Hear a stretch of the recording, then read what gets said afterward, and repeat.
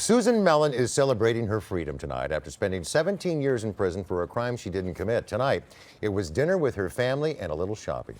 CBS 2's Laurie Perez was the only one invited along and shows us how Mellon enjoyed her first night on the town. She's live in Torrance. Laurie. Susan Mellon walked out of this courthouse and into the loving arms of her family, where they'd been waiting for her for 20 years.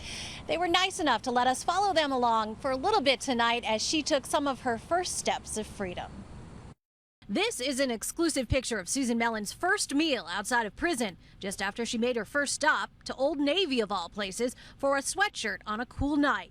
We met up with her outside the mall. What'd you think of the prices nowadays? It was high, a high robbery. She'll be happy to make the adjustment, nothing tainting the pure joy we saw moments after her release. I'm a free woman now. Want me to do the running man?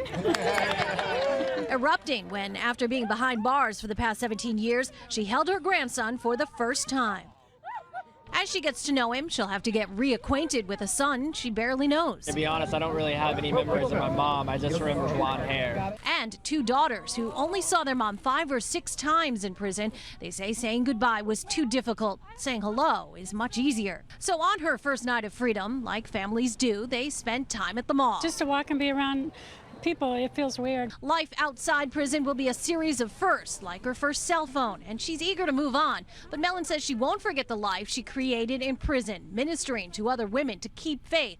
LWOP, life without parole, to her was Life with one purpose, and I was doing God's purpose. Mellon says she harbors no resentment that the justice system convicted her with the testimony of a notorious liar. In 17 years, hasn't had time for anger. She told the crowd of friends and family outside court that she wrote freedom on the bottom of her sneakers in prison, taking steps every day toward this one. I didn't want it to take a hold and change who I really was, a person that really had a lot of love in my heart, and I was actually always a good person.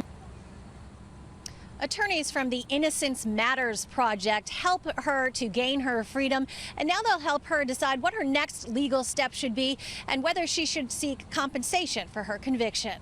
We are live in Torrance tonight. I'm Laurie Perez, CBS 2 News.